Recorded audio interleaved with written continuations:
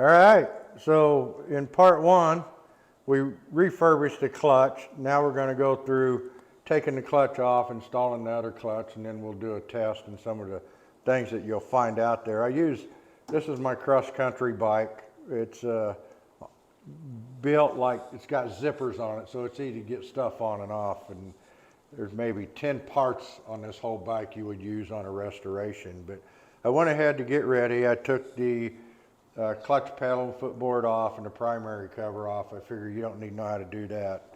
If you do, then you probably shouldn't be messing with the clutch. But so normally what you would do once you get everything on the stand, you would loosen the rear wheel and loosen the chain so you can put a little slack in the primary chain here so you can get stuff off. But this thing's loose enough. We're going to do it without doing all that right now.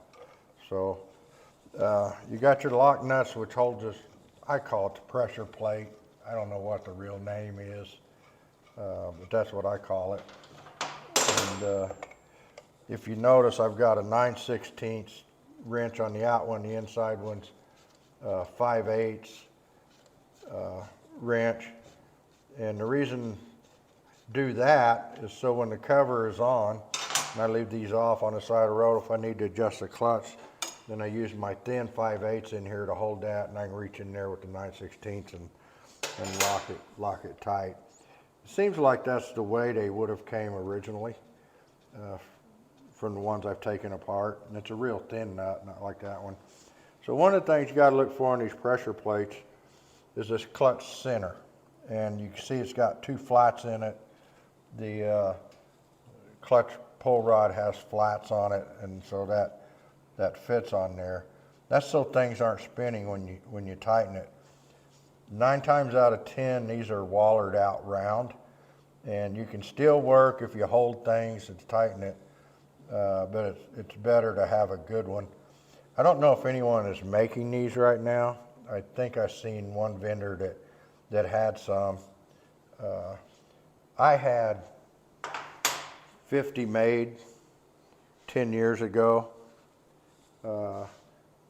And I'm probably down to 10, so I'm not giving up any. But I had a machine shop make these for me. Me and another guy in Kansas who do a lot of VL work had a bunch made.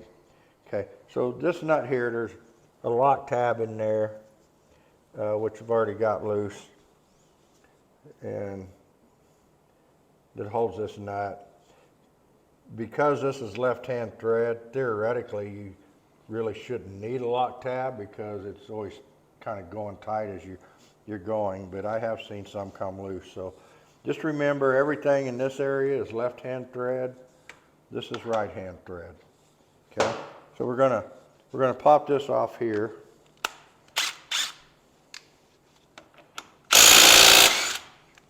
Okay, and sometimes getting this off, this is not that old, been on there very long, but it's tight.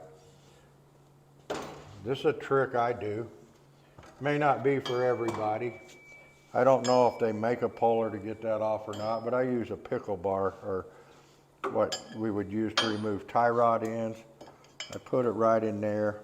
I always worry about damaging the cases when I do this, but I haven't damaged one yet. Give it a little tap, and she's off. I bet some people are saying, why in the hell didn't I think of that? The other way, before I started using the pickle bar, a lot of heat and pry bars, and I was probably damaging more cases that way than I ever will with this thing, because I mean, you can see there's no damage there. That allows me to get the primary chain off. Now I can get to the clutch. So 1 3/16 for this big nut here, and like I said, it's left-hand thread. So we're gonna, well, some people would think, oh, you're tightening it, but there it is. All right, now I can't get it off. I can't get it off. Is that what you were talking about? That's the lock tab. All right. There. Yeah, we'll put a new one on this one. Before I found out there was actually a tool to pull clutches, This is easy because it doesn't have an inner primary, and I could do it like I do JD's. I get a big drift on the other side.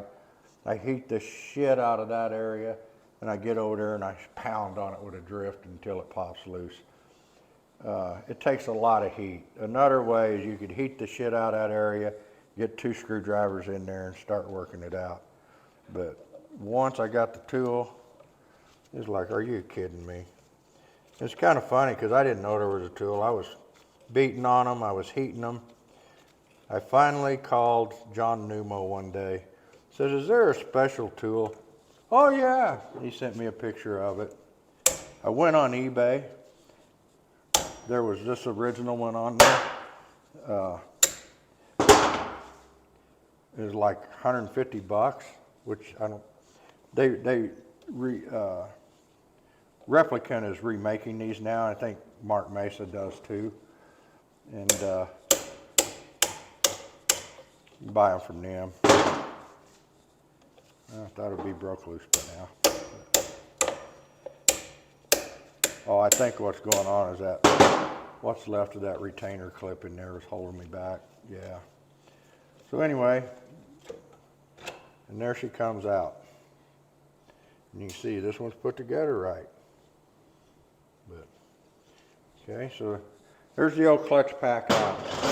I could just, from this point, put everything back together. I could clean this up and put the new clutch pack in, but I want to show some things here. So we're going to pull this off. Let me get a screwdriver real quick, Jose. I kind of like to leave this bearing in when I'm pulling it out, so I work it off like that. Otherwise, the bearing comes off and parts scatter.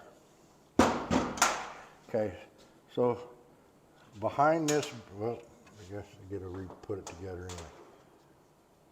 Behind this thrust washer, or behind this bearing, is a thrust washer. Now, the original ones look like these here. These are a bunch of new ones. The problem is they're all too thick.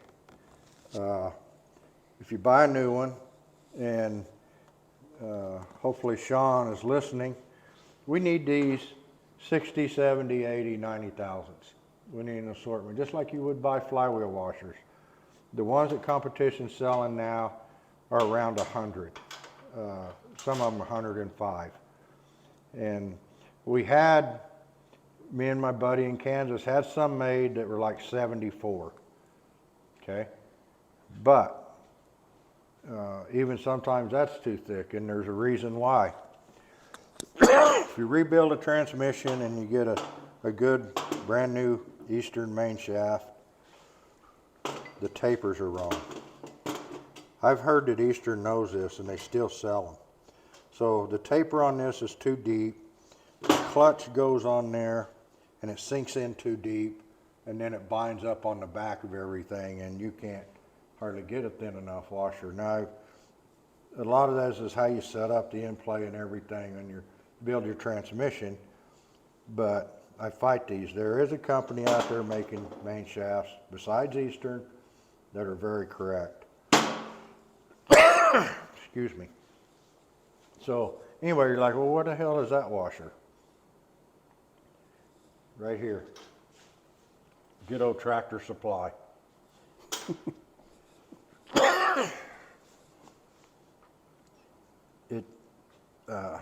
I've also found that looser is better. If it's loose a little bit, it seems to shift better.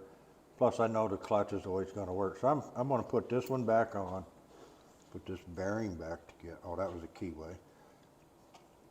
And I'm not getting crazy here and cleaning and reducing. All right, so I took this old dirty rust thing off and the centers were a little rough, so I took it over to my son and hone and some new bearings and fitter. No, I didn't. I used a brake hone, and I'm gonna replace this motor and transmission for the loop pretty soon. I just want to do a video that shows you how to do this stuff without being bored to death and watching me do menial tasks like most of the how-to videos out there. So anyway, I'm pretty happy with that.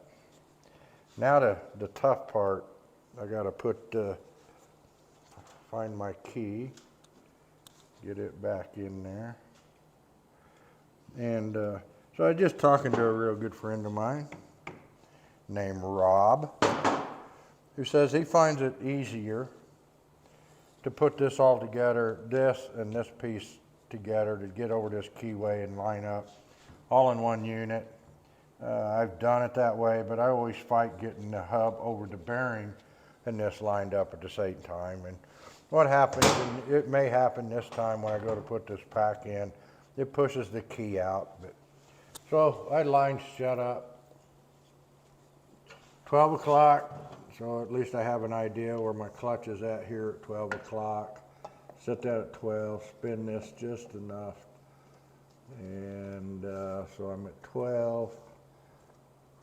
Come on, baby. Come on, little love tap. So I don't think I'm fighting the keyway as much as I'm fighting these. At this point, no, it went in good. Should soothe a little better, but when I actuate it a couple times, it will. So what I want to make sure is my key's still in there, and I can see it without the light, but can you see that the key's still in there? It didn't shove back on me, in other words. Trying to focus on this darn thing.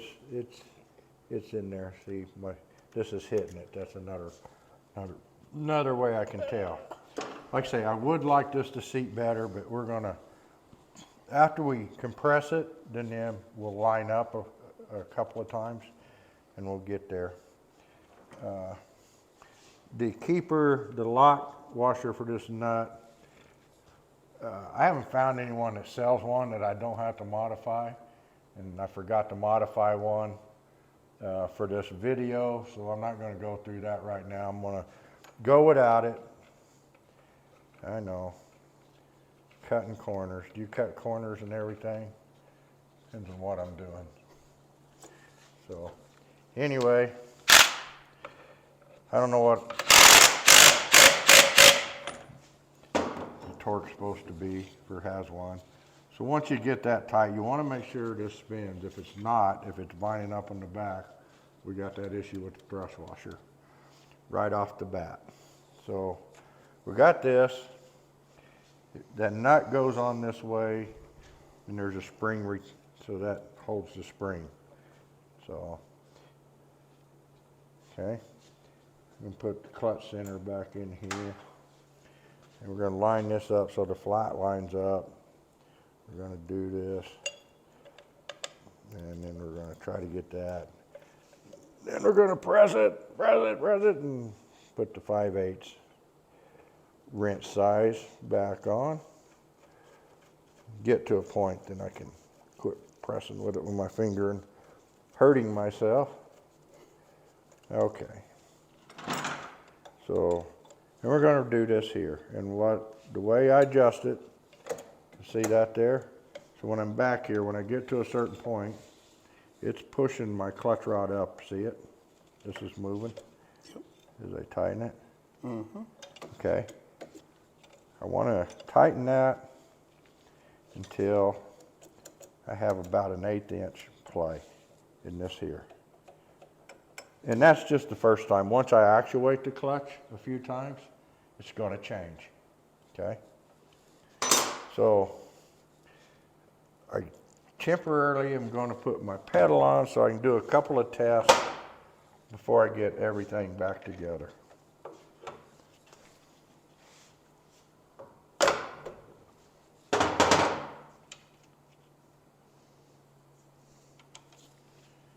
If you don't do this and you put everything together and then you find out I got to screw up, you got to take all this crap back off. But this will be quick.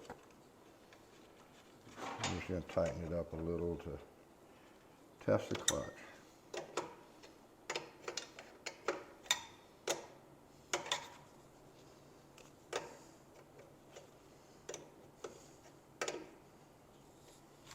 I'm just going to put this pin back in here, short term. And the reason I have to do this is because them clutch springs are tough. And so theoretically I should be able to push back on this arm, and then I want to spin this and see if I can break it loose. I ain't mean enough, so I got to do it this way. You can see that moved already. If you can't do that without this moving, you got something screwed up. It ain't gonna work. And that was the test. So with the clutch out, it's locked up. Disengage it, should be free. And the more times I do this, the more it's gonna seat. But we're gonna go ahead and put the chain on next, and that'll make or break it. So, and usually when it locks up, it's because that thrust washer's too thick and it's binding behind. Or you've got springs too tight and all kinds of other juice that we talked about when we put the clutch together. So that's just an easy test. So we're to this point. We're going to try to put the old chain back on.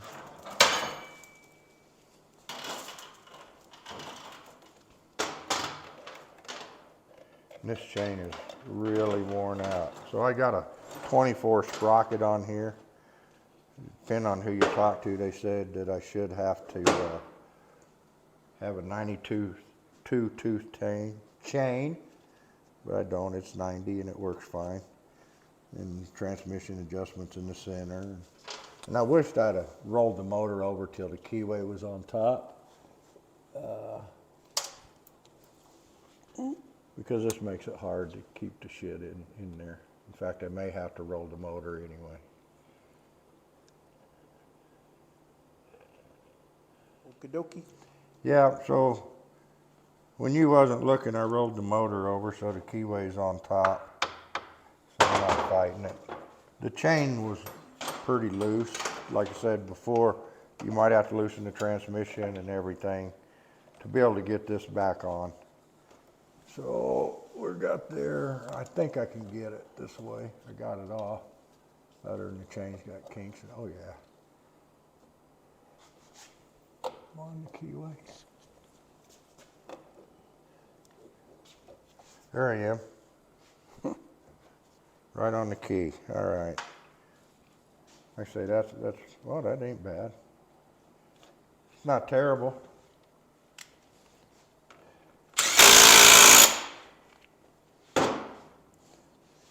All right, we're gonna test 2 here. Put this back on real quick, just before I put the primary on, which you guys know how messy that is.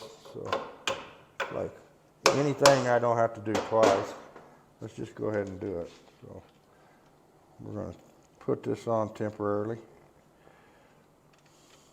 I get asked a lot, what thread is these 2 crossbars? Because it's some kind of Harley thread, and I don't know what it is. I know it's the same as the base nuts. So motors I tear apart, I save the base nuts, and there we go. A lot of them that I get in here got some kind of nut cross-threaded on there, and who knows what it is. Get the right size tool. That's good enough for this test. All right, here's the second test to make sure your clutch is going to work before you put everything together. So engage the clutch, put it in 3rd gear. All right, so it's in 3rd gear. Now, if I can't roll this, the clutch is trying to spin the motor, so it's not slipping. So I really know I don't have to adjust them screws anymore. It'd be rare, very rare if I did. Now, can I roll the wheel with the clutch engaged? Why, looky there, the clutch is turning. If this is stiff and everything, that's not gonna happen. And you're like, all right, start over. Now, most of the people with their first VLs at fighting clutch, if they put their lift or they put their bike on a lift, put on the rear stand, do this, put it in 3rd gear, I bet they're not gonna be able to touch that. And they're gonna hold, what's going on? And that's when they grind the gears and everything else. But if you can't spin that free, that's what happens. And so that means And it could be a lot of things. It could be just this free play is too much. Now that I've done that a few times, I'm sure my free play has changed. Yeah. So instead of an 1/8 inch, now I got a 1/4 inch. So I'm going to take a little bit of that out. There we go. And you don't want it tight. You got to be careful for that too, because then the throwout bearing on the other end of this shaft is riding all the time and will wear out your throwout bearing and eventually tear it up. We're going to put the lock nut back on. It really should have a washer in between. Let me grab a washer.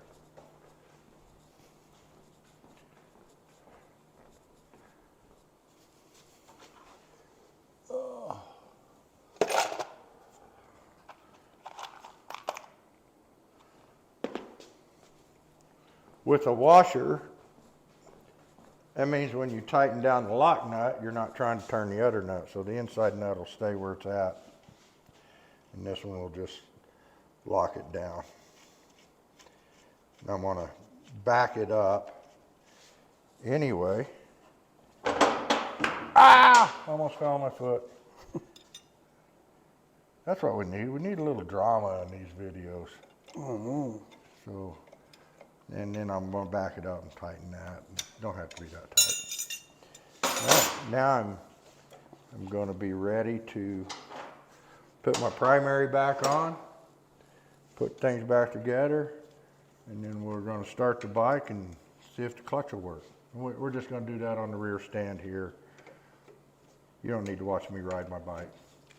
You can, but you don't need to. All right, we've got the clutch in. I put the primary and the foot pedal back on, and so I need to adjust that so it stays held back. But we're going to start the bike, hopefully. So, and we're going to test this. We're going to go through the gears and the clutch and make sure it all works before I get down the street and it don't work. So we're going to prime it. You VL guys know all about this. I don't see no gas running out, but we're going to pretend that maybe it is. And start, baby, start. Oh, I missed the first one. So if I missed the first one, I used up my gas. And we'll try a little harder this time.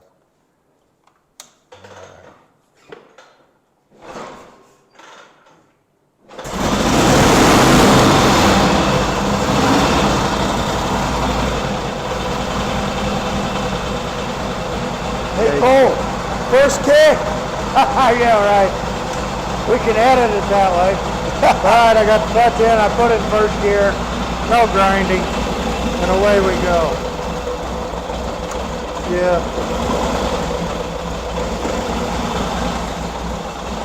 No noises. So, one thing that, when you got this cover off, don't stick your finger in there. But if you push the clutch and it doesn't stop, Yep. it's going to grind gears. So it needs to stop.